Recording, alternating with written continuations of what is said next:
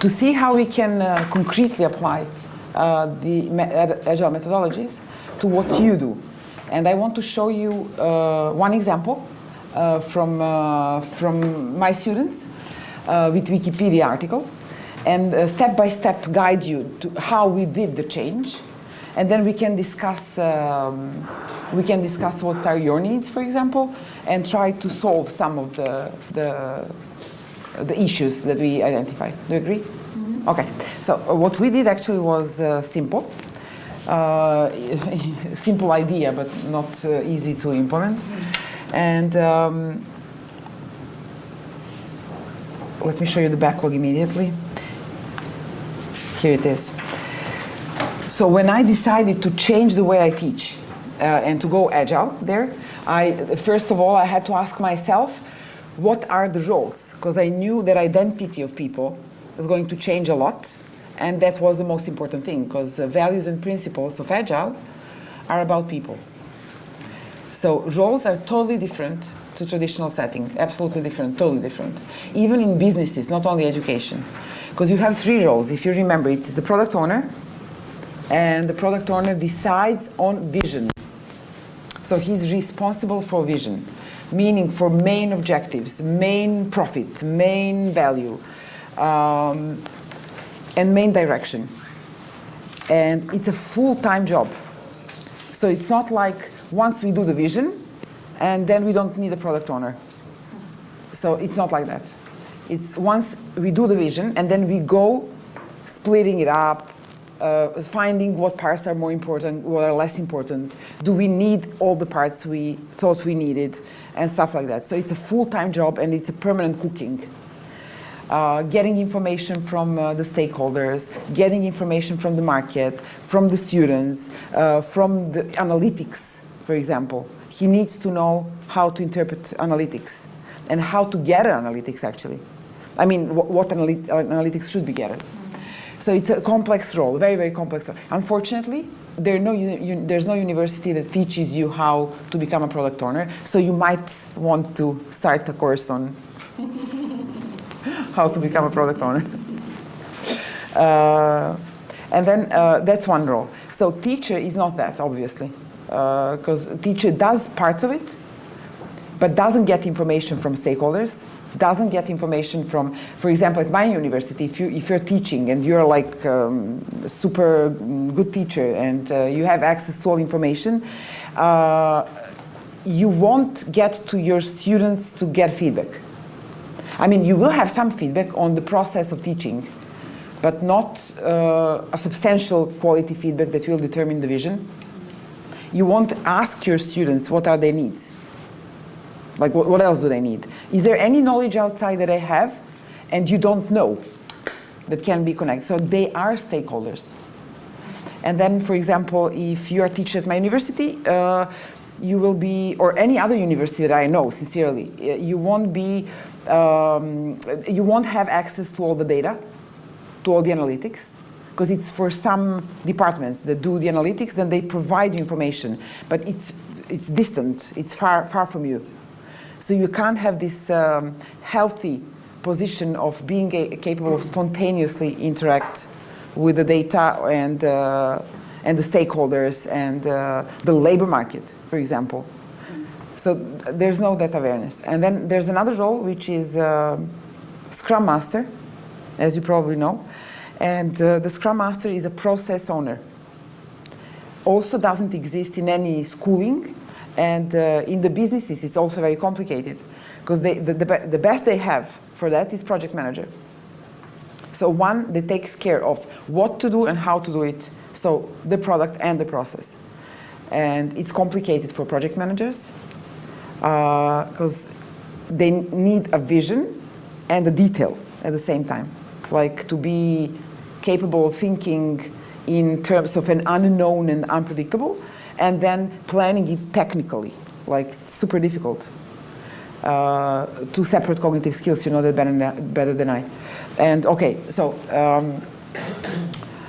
Scrum Master takes care only of the process. Like if we decide that the process is this set of procedures, and then the Scrum Master will take process of the ceremonies. Does everyone do their job? Do they need some help? Is there any obstacle? They will facilitate all the meetings, like the moderator. They will facilitate daily meetups, because we have daily meetups of two interest groups, which is business and development, meaning teachers that produce and students that have to make it work. So it's daily meetups. We organize ourselves around it. We don't torture people to come to the meetings of 2 hours. It's 10 minutes meeting, not with everyone, but we'll identify, you know, who are the people. And then the Scrum Master facilitates that. What else the Scrum Master does? Takes care of people. Like, is there any conflict? What are the interactions? And that's dangerous, because they need skills for that. And many times they don't have skills for that, because they're project managers, they're project-oriented, they're process-oriented.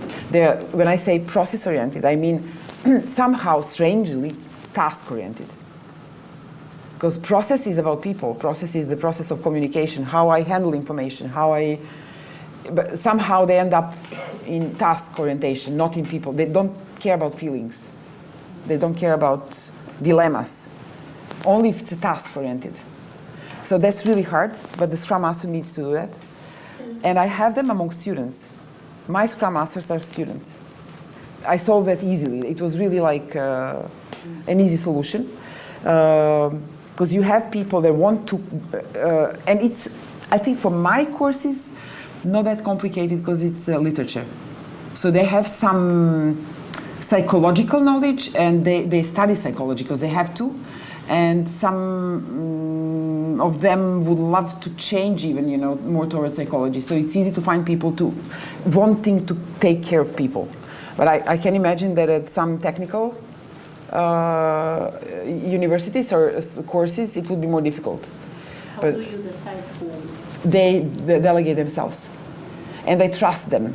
I give trust at the beginning. Mm-hmm. That's how I work. So I trust them. I say, okay, do you think you're capable? They say, yes, I can try.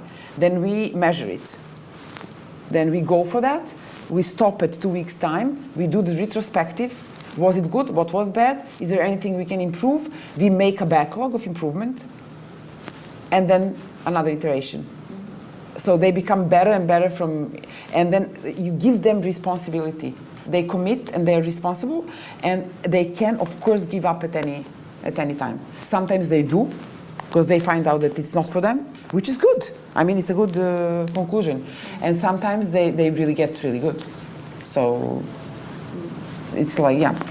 And then the third one, and the most important one, probably is in terms of how, is the so-called development team. When I say development, I mean people that gather around why and what and decide on how to make it. Normally, these people are students. So if you imagine that the product would be a Wikipedia article, and then the product owner is definitely me, but also someone from Wikipedia, and I'll explain why. The Scrum Master is around among students. So a person that works closely with the students, is always there, is a student, and handles the process. And the people, they're really good at handling conflicts, really good. It doesn't come to me. They solve it. And then students that produce the article, they decide on how, they decide on, they can't decide on the technology because it's up to Wikipedia, but they can decide on how to edit, what is the structure, what are the photos they make, even to ask people to give them copyrights, to have some photos they want, to illustrate better the content and stuff like that. So they get like a huge number of skills just by doing one Wikipedia article. So the team is formed also by delegation. But what I do is I explain what are the functionalities. So I explain, I say, the skill you need is someone that likes researching, someone that likes editing, someone that likes correction. Like, you know, there are people, they like to go and find what's, like the code reviewers, you know. Someone that likes and knows how to, like video or media. and someone that really loves to structure information, like do the analysis, do the synthesis. So you describe the skills, and then they delegate themselves into teams. And sometimes during our sprints, because the period of time they produce the article, it's like rhythmical iteration. It's called sprint because it's short. And they switch roles. They go from editing to researching, from researching to just looking if the links are okay, like, you know. But they integrate all the time. So every one of them needs to know the answer of where are we now? What is the progress? What are the problems? And what did I learn? Like, you know. So that's how it works. And then what we have is, let's go back now. So the product owner actually is not one person in our case. It wasn't possible, although the Scrum says it should be one person. But I can tell you one thing. In terms of a vision, it is Wikipedia. Because they know what is the vision of their product.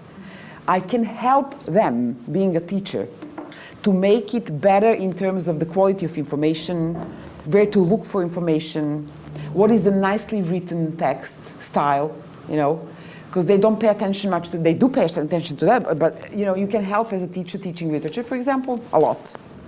And then I can help by making it more educational, because it's a dictionary, and then we are in an education environment, and I want my people, my students, to be able to produce something valuable for other people in terms of learning the content. So that's my role. That's what I do.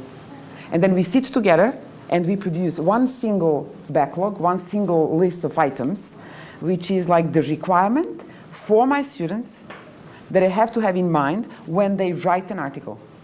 And now it was so successful that we'll probably go further. I will explain afterwards. I explained the whole case study at the Scrum Gathering in Berlin last year.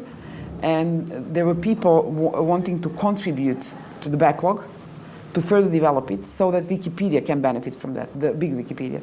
Because this one was the Serbian Wikipedia. And the articles were in Serbian, obviously, like a pilot. So that's the backlog. Now I have it in the spreadsheet, but they had it in Post-it and in Trello. So they Sorry. The backlog is? List of requirements. Okay. And when I say backlog, actually I say items that define the product.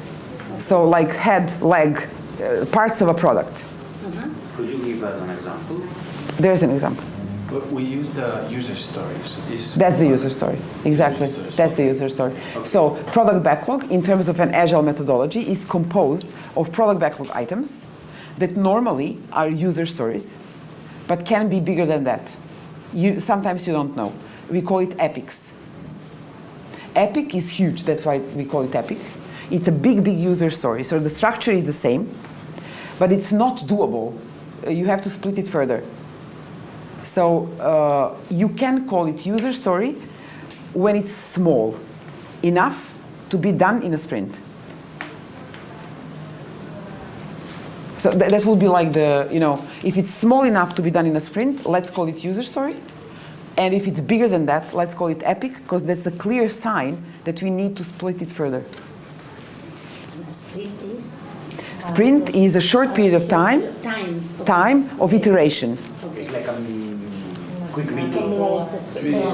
No. 1 and 4 weeks. No? So if you remember yesterday, we said that we had this like cooking machine. Yeah. There is discovery and we do the vision and planning, but then there's this distillation, right? Yes. That you decide on a user story, 2, 3 user stories. When I say you, I mean the team. That will be implemented in a certain amount of time. And that amount of time is called sprint. It can be 1 week, 2 weeks. 2 weeks or 1 month at maximum, depending on, Exactly. on the context. And why it's so short? Because you can't plan much upfront. That's the time you can actually plan. Otherwise, you will probably fail because you will have to change the plan, and you don't want that. You want to be accurate. So that's the user story. So these are the user stories. that we consider doable in a sprint time, which is a week time. And this is just like the low fidelity backlog, because this was the first one we made. And then we improved it. And guys at the Scrum Gathering improved it further on. So it's improvable. You can make it better. And what I found, no, I will tell you that later. So you know that the user story is a grammar.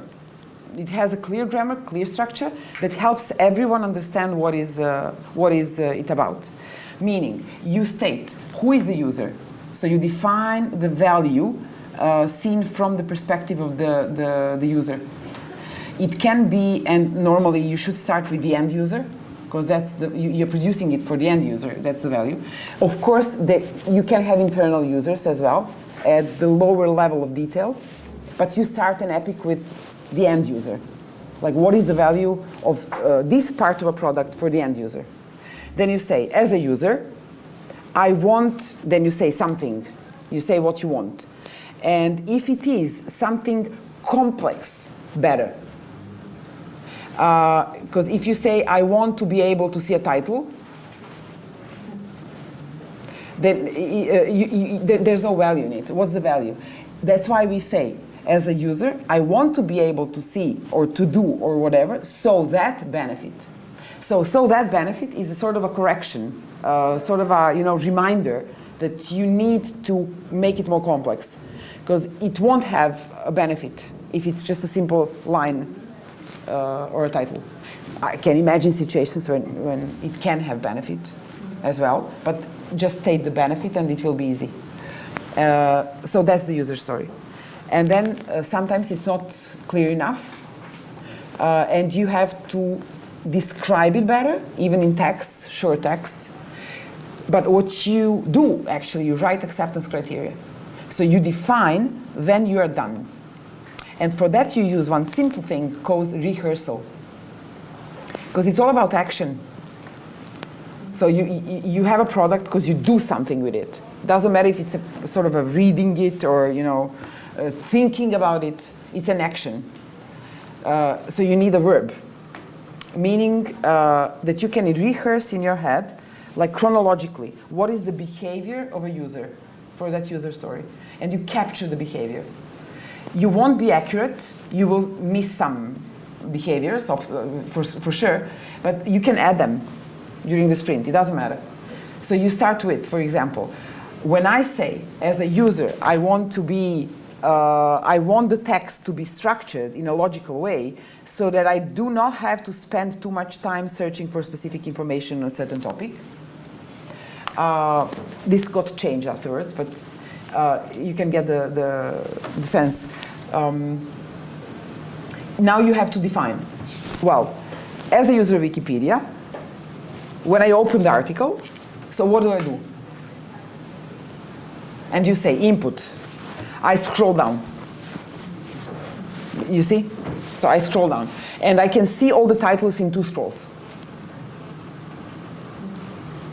What is the process behind? Doesn't matter. Wikipedia will decide, technicians will decide, people that know how the technology works. And by the way, it's done, because they have the scrolling already, so you don't have to make it. So it's up to students to decide on how to structure the text, so it doesn't get too long. If I just want to see what are the main topics of an article and stuff like that. So it's always input, process that can be in place. It can be already in place. You don't have to bother about that. And output. And if you have that acceptance criteria, it means that you know when you are done. Everyone knows when everyone is done. There's no like, but we didn't do that. You meant that. Oh, we didn't know. We didn't understand. So it's perfectly understandable. And so who does the acceptance criteria? Teacher and the students. Because they can add them. You don't want to limit them there. You don't want to constrain that. Sometimes they innovate. You need the acceptance criteria for each user history. For each, exactly. And now let me tell you, that's super hard. That's really, you can have a headache afterwards. It's really super hard. But the simple thing is, if you don't do that, you're just ignoring one simple thing. Someone will do it. And you probably won't get what you want. Someone will decide. Someone will do the same process, will decide on maybe intuitively, because it's easier. But you don't want intuition there. You just want to, I mean, you want parts of it, but you don't want to let it all to the intuition of an unknown person, actually, because you don't know who's going to decide. That's how it works. So we had the backlog. So I had regular meetings with Wikipedia, the director of Wikipedia in Serbia, and 2 or 3 more people. And they were really, really engaged, like really supportive. And they really loved the idea. And the results were amazing because they got more articles in shorter period of time with the equal quality. So, and one of the surprises was that my students of the first year students, so newbies, were capable of describing the Maya civilization on Wikipedia perfectly well. Like perfectly well. Because if you guide them and you give them acceptance criteria and you say what is the acceptance test, like the article got read by an expert in Maya civilization, which is not me, though I do teach that, it's not me. I'm not an expert, I know it. But go look for an expert. You know, then you make them collaborate with broader academic society. They meet other professors. They go to different universities.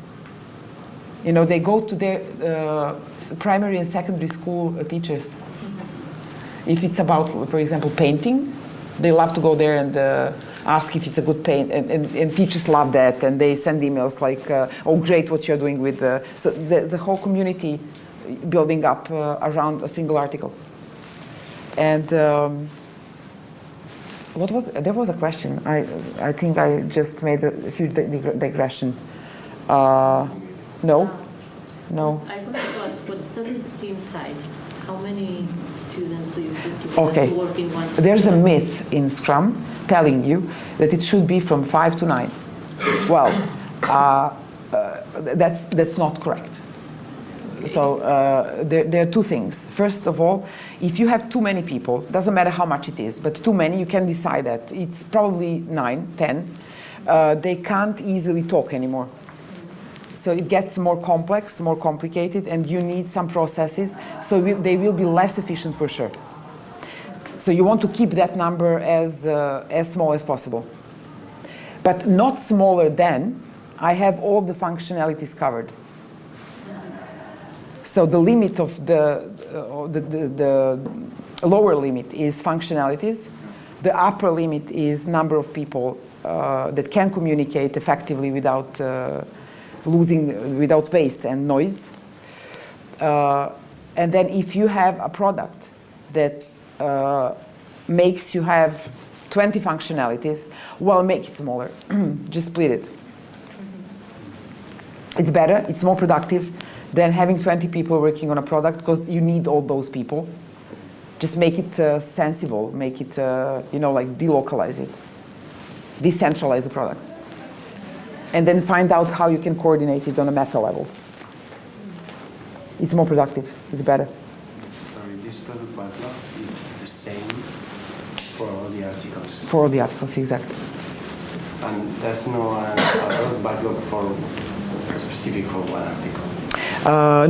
No, it's for all the articles, exactly, because it's a dictionary and it's easy. You have the big frame, so it will be more difficult for some specific articles, obviously. But since it's a dictionary, and everyone needs to follow the same rules already in Wikipedia, and you get, you know that in Wikipedia you get those boxes when it's not according to the rule, citation missing, seems subjective, stuff like that. Well, there's the guidelines, so it's easy. It's like a quick win. For other projects, it will be more complicated. Like for Khan Academia, it was more complicated, because they had, it depends on what is the subject you're translating or interpreting or making terminology for. So different behaviors are there, and then you need to adapt it. But still, you can always make like a broad frame. You can capture the main rules and then go into details, or you can just leave it to the students. They will make it more detailed. And in terms of, are there, in terms of learning evaluation, is it possible that we have different levels of accepted criteria? So the acceptance criteria, there's level 1, but then once the student has done the task, could manage it. Yeah, absolutely. And then you have another level. Absolutely. Yeah, you can. So actually, what I see, for example, is, but I would have to work on that to make sure, to convince myself that it works, which is, you can have, for example, one user story has its set of acceptance criteria. So that's the definition of done. That's how you know that it's done. And it can't be less. You know, you capture the behavior, so it's less behavior then. So you don't want that. What you might want is to make different sets of user stories. You know, level 1, first, second, third. Level 2, and then what you might want is let them choose what is the set of behavior they want to implement and leave out more complicated behaviors, for example. So that's how you might want to grade. But I'm not sure. But grading is a complication there. It's a real complication. But anyway, grade is important, but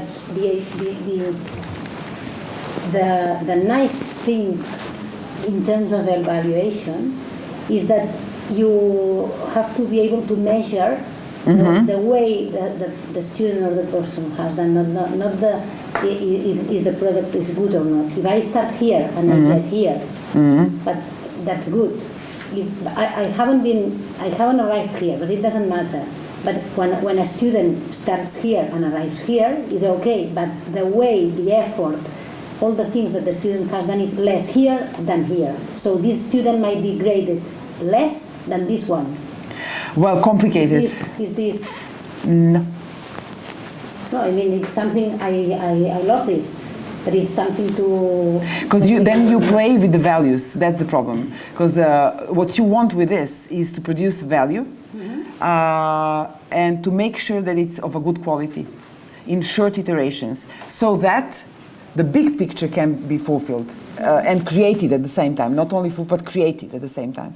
So you want them to achieve. You don't want them to... be excellent. Or...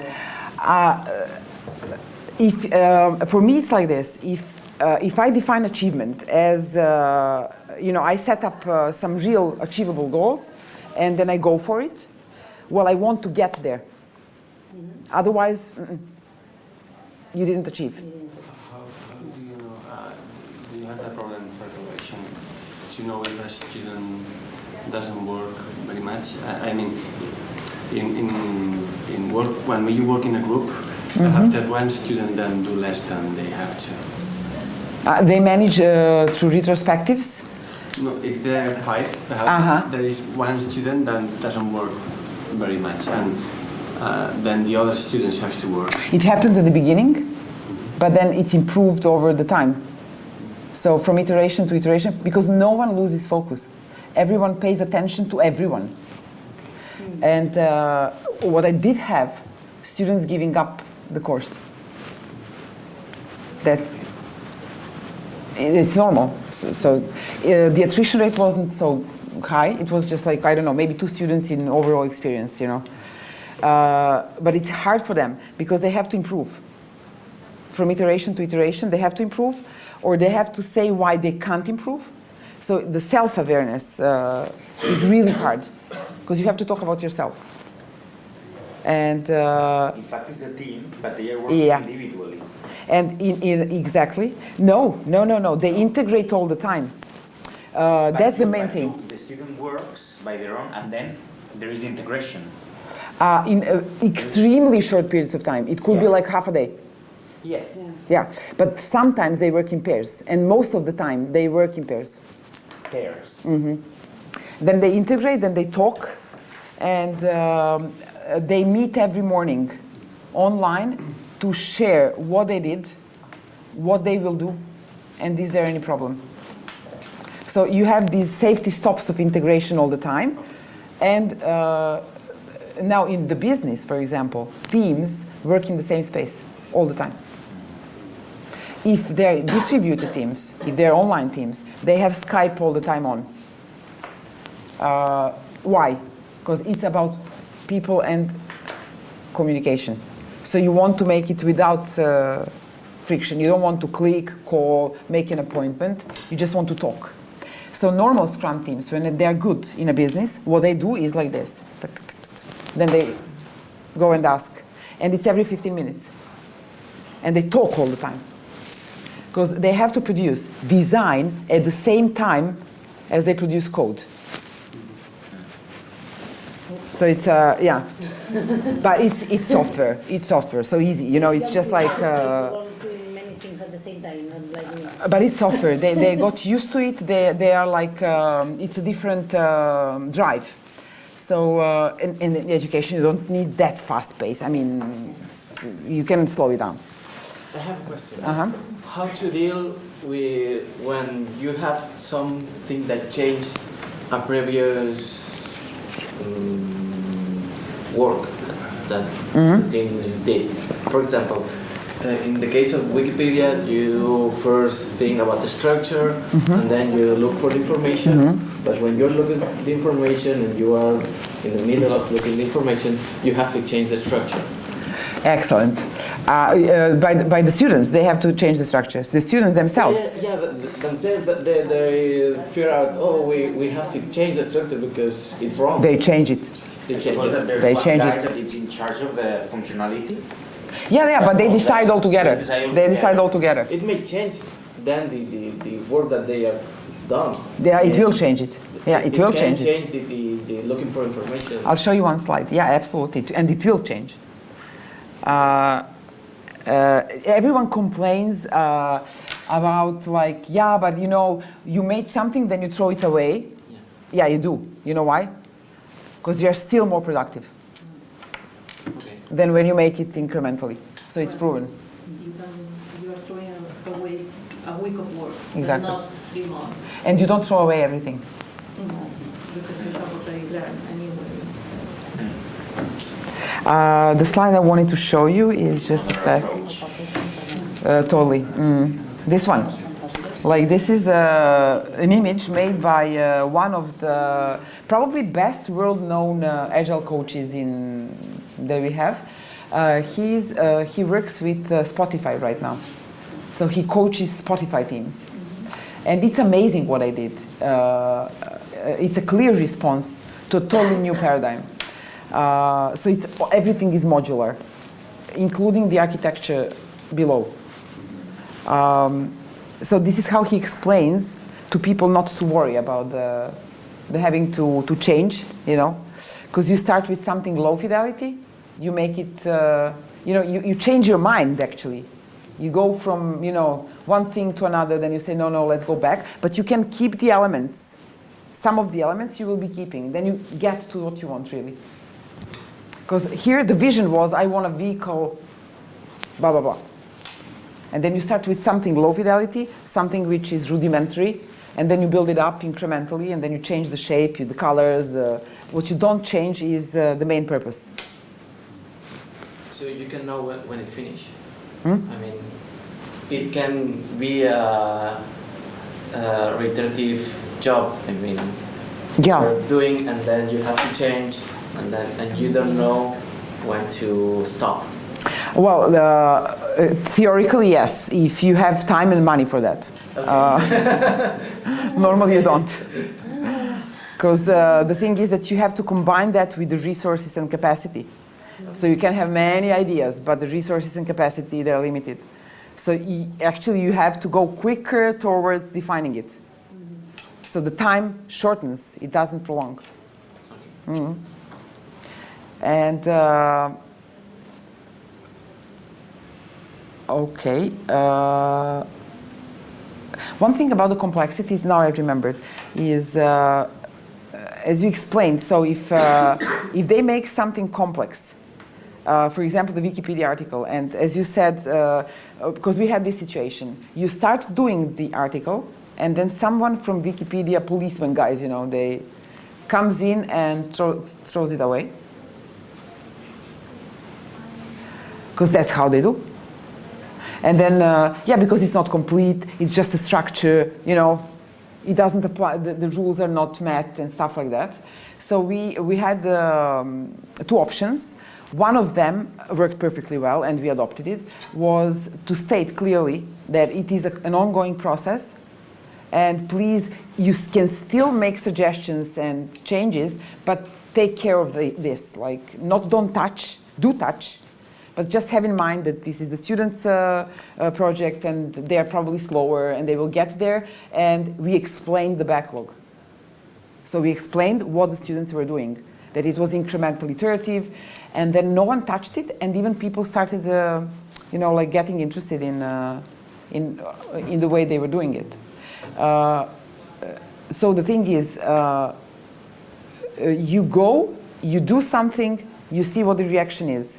It's super complex, and we really loved it, you know.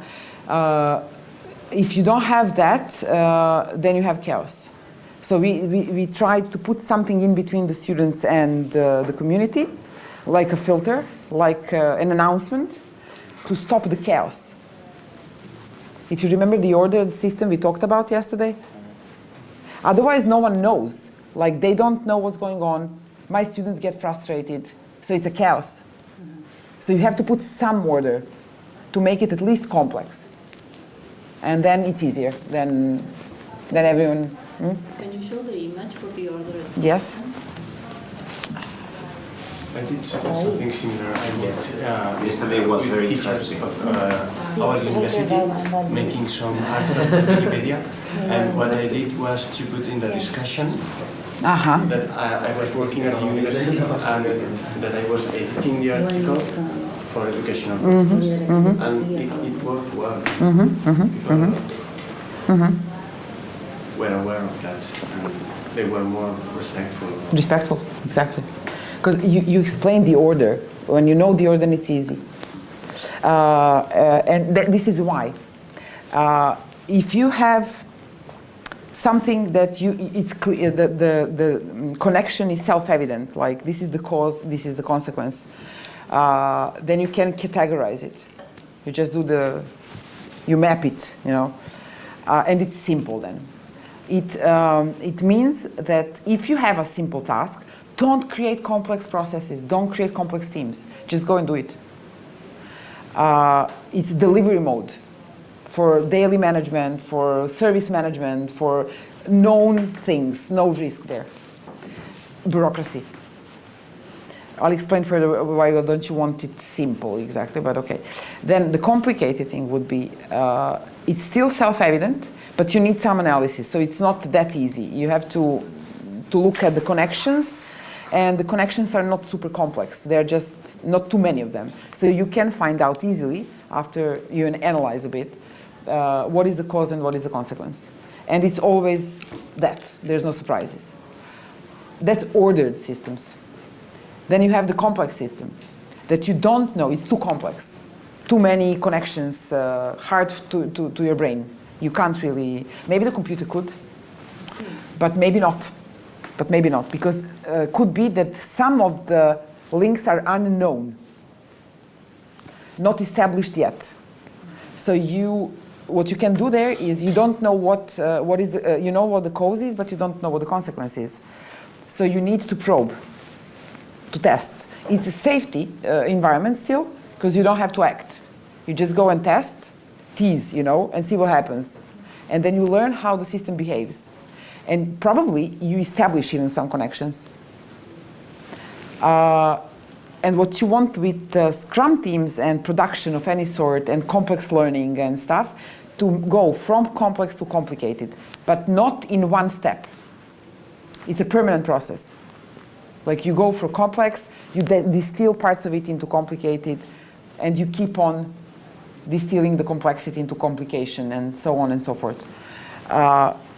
The chaotic systems are systems where something is happening, and not only that you don't know the cause, you don't know what's happening. So in order to learn about the system, you have to act. You have actually not to go to pre-production, you know, you have to produce. So you go, you act, and you see what happens and what the response is.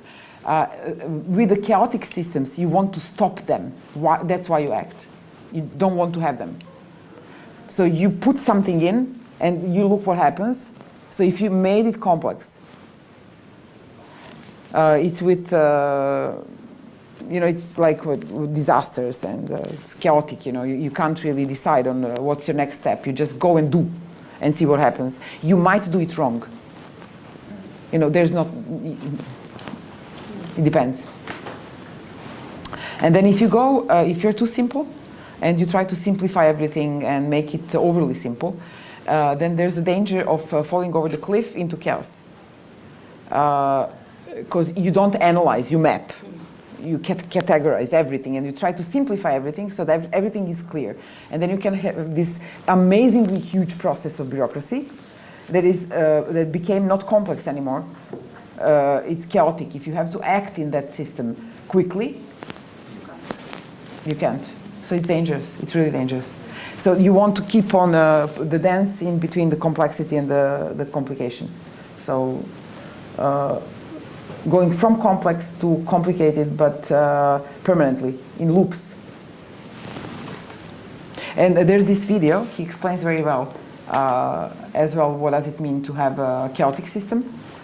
And for example, for complexity system, he says it's for the politicians.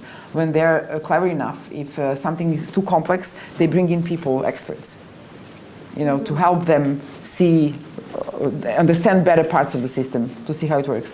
And for the legacy code, for example, when you are a company that had the legacy code from some other company, it works the same. You have people trying to poke different parts of infrastructure and to see what happens there. Because you can't really change it at all, everything. It's impossible. I mean, you can, but Armageddon is almost guaranteed, so.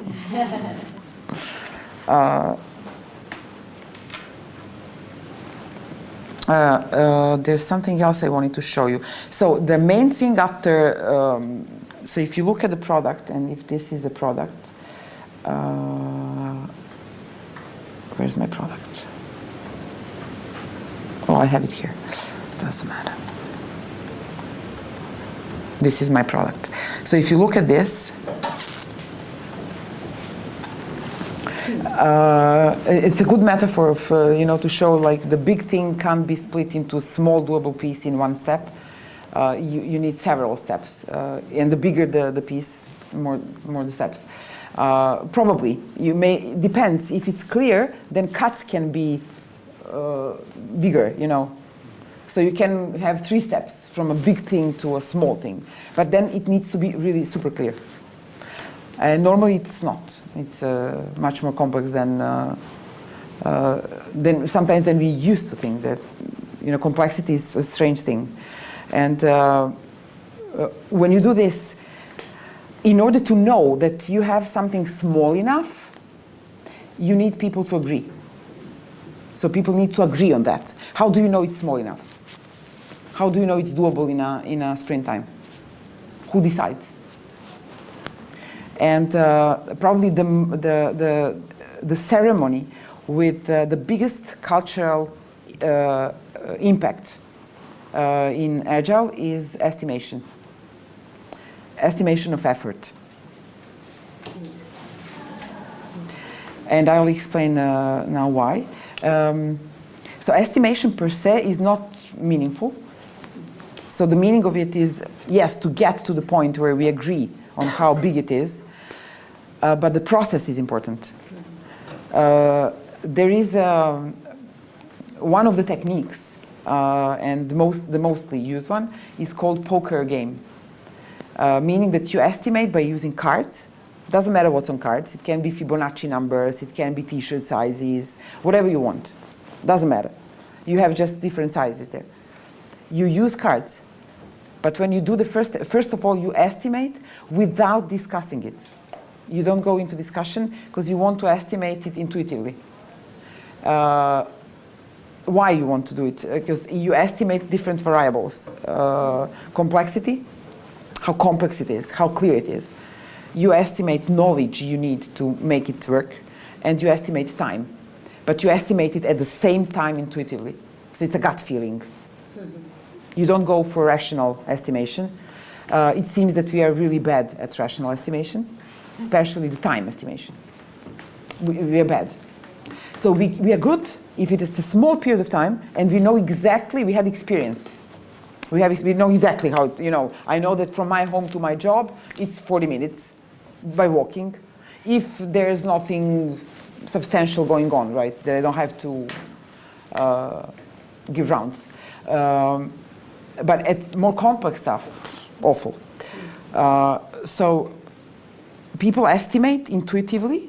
You tell them what they should have in mind, just like not to lose them. They get scared, like, but intuitively, what does it mean? It won't be accurate, and so you have to explain. You have to calm the chaos, and then you ask them to estimate in relative terms. So if you have from extra small to extra large, you just say choose one, doesn't matter. And then everyone has to show their cards without discussion, so that's the first step. And then the magic happens. So you will get the extra small, extra large, medium. It depends, because it's a relative sizing. And then people get frustrated, like, you see, it's medium, it's extra, now what? How big it is? And then you say, okay, now let's learn what the consensus is really.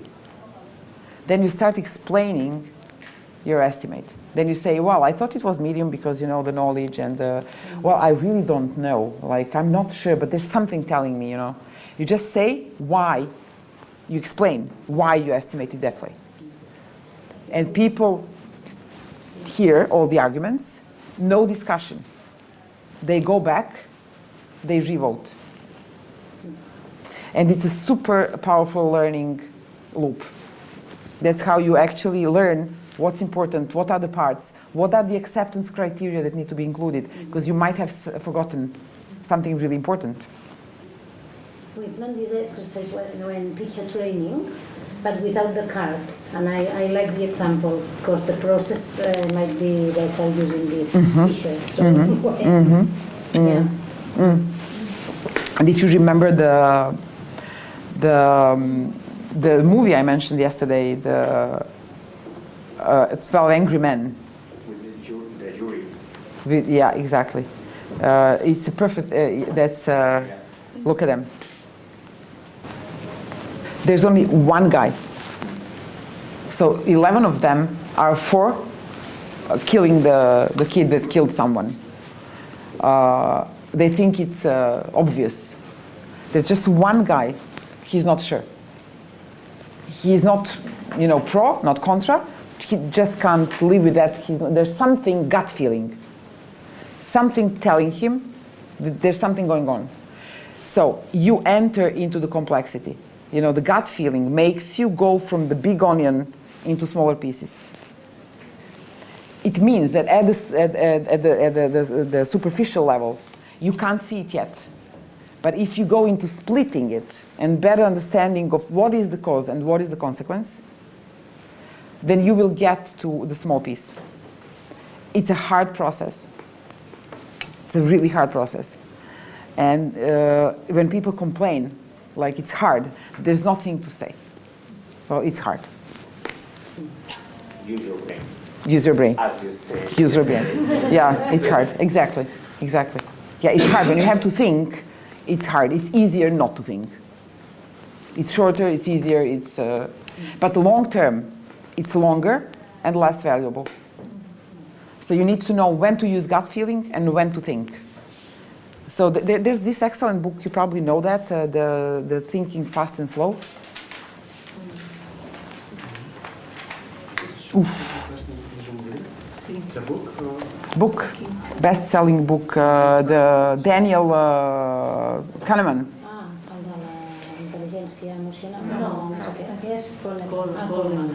This guy talks about he talks about system 1 and system 2, like physiologically.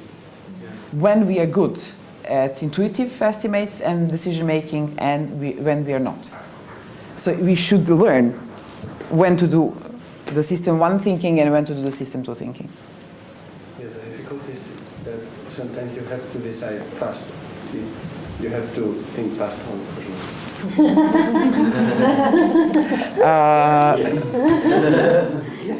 But there's an answer to it. That's why there is some, because we tend to panic. That's how we are wired. That's the algorithm. That's the main algorithm. Is we tend to panic because we used to be very scared of all the dangers around us. So it seems that it's better for us if there's not a lion like in the room. Then you probably have time to think. How's the name? Your author, Daniel?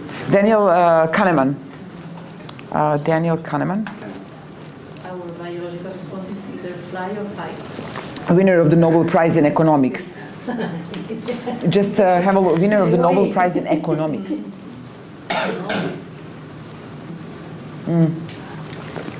And there's one sentence in this book that I really love, really love,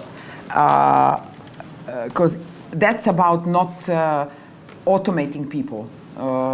There's still something to discover. This is the sentence. A recurrent theme of this book is that luck plays a large role in every story of success. Luck. Luck plays a large role in every story. Here it is. Yeah. It is almost always easy to identify a small change in the story that would have turned a remarkable achievement into a mediocre outcome. So whatever we do, actually, we try to be more efficient, we try to put more quality, we try to plan it, we try to dominate it. But we have to be aware of. So you need some magic. You need some space for magic. When I say magic, I mean for some unknown interactions, for some unpredictability that you don't want to control. Just let it be. You know, it's probably, you know, definable, but in 100 years. You know, we'll probably get there to see what the luck is and how it actually works. But it's not yet. So you need the buffer. You leave some space for luck. Otherwise, if you close it, you cannot control everything. Right? Yeah, but you can try hard and succeed mostly.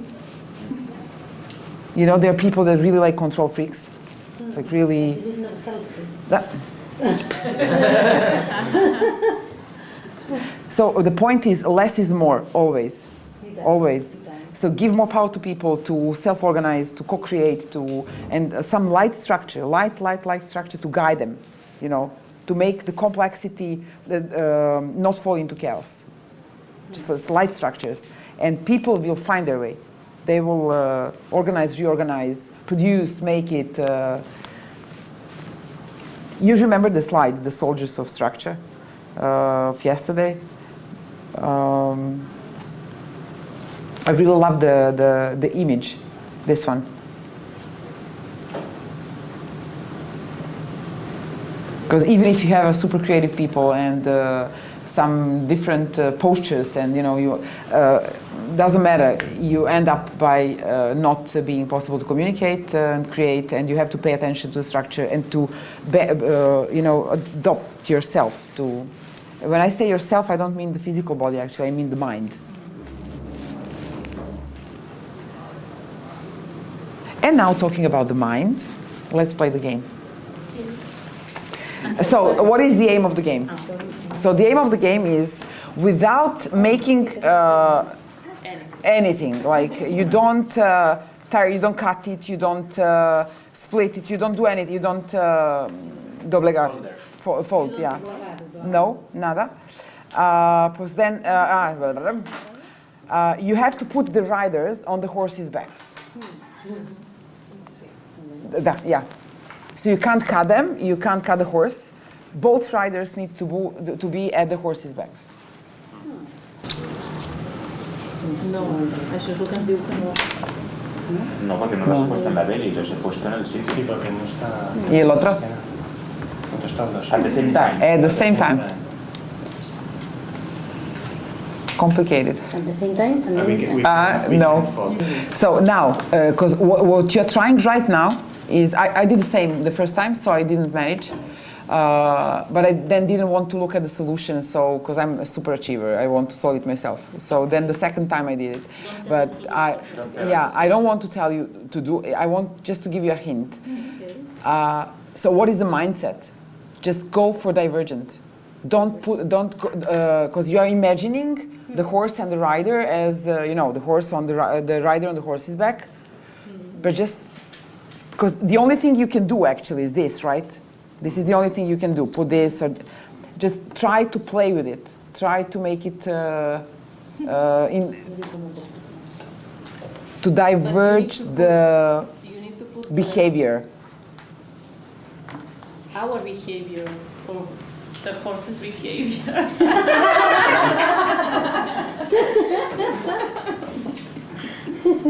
This is not agile for me. It's done. Yeah. What? Yeah. Very nice image. The horse has changed their. Now he's chanting. No, Arayu. Okay. Arayu.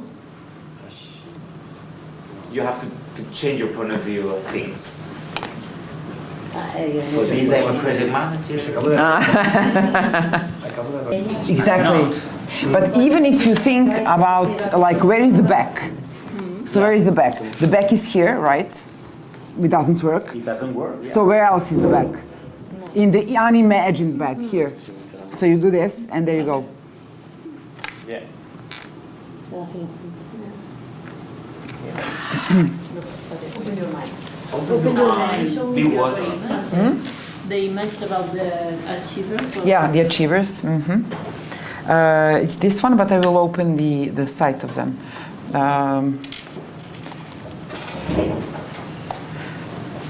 They're so meticulous about the copyrights that sometimes I'm like, but but it's okay. I mean, because it's public, you can use you can interact publicly with the circumflex.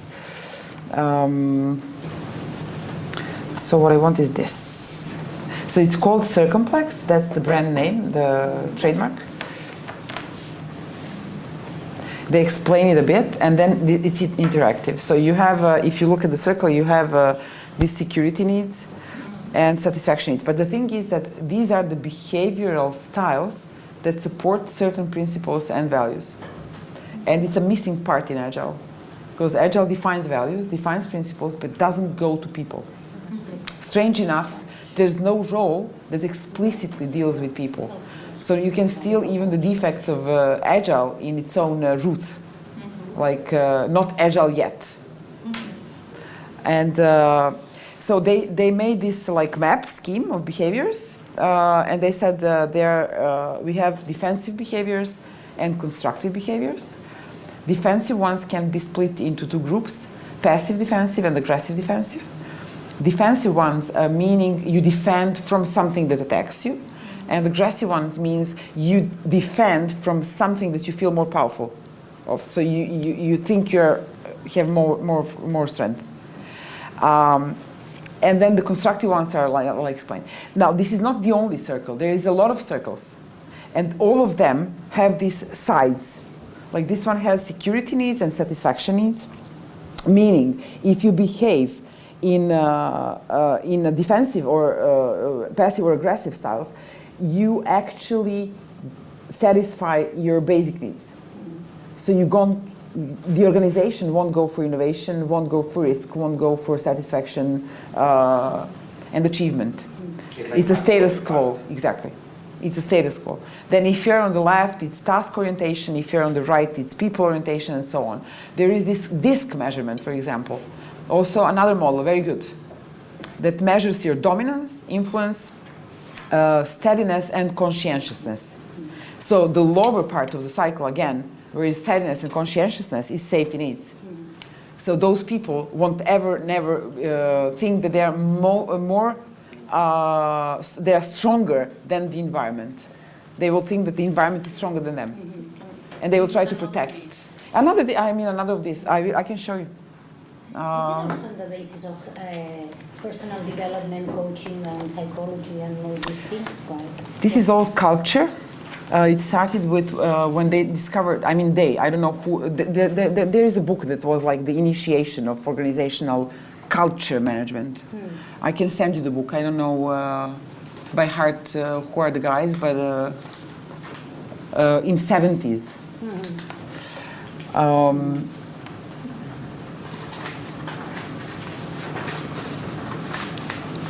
So this is like disc.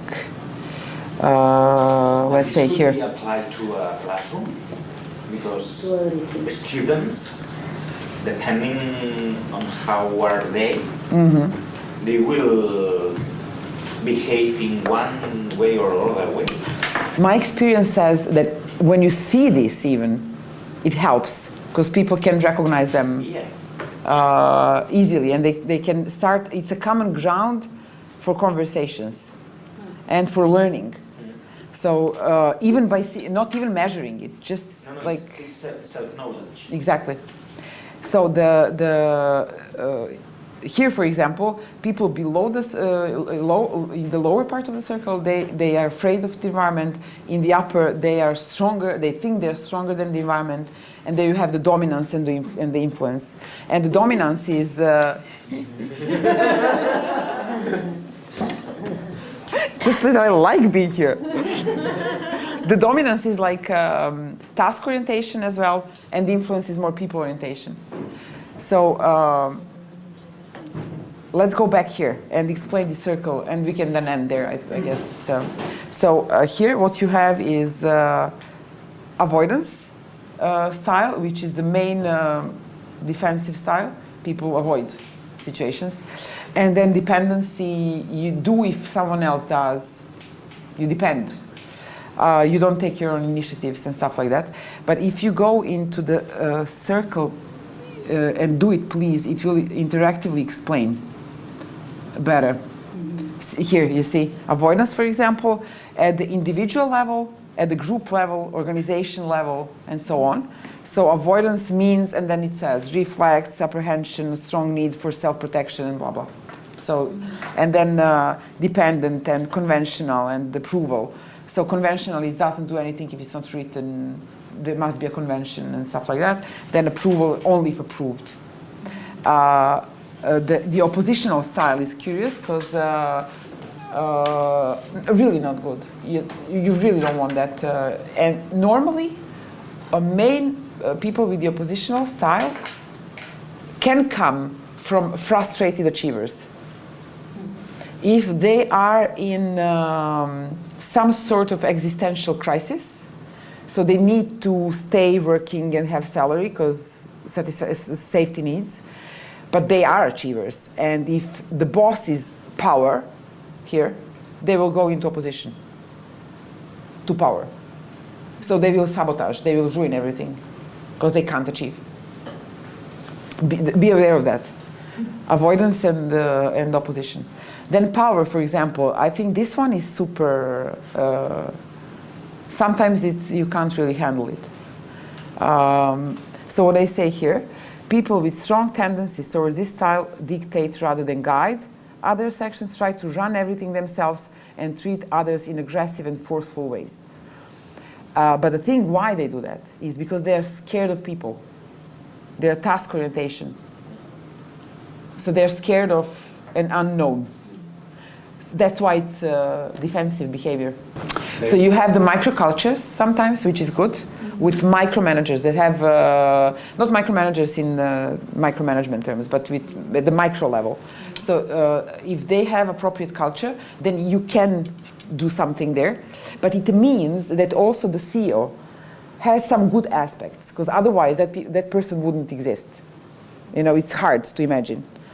And if you enter the culture and you see that there's no freedom, you can sense it, you can smell it, it's in the air, then I would probably go directly for the CEO, but also in iterations.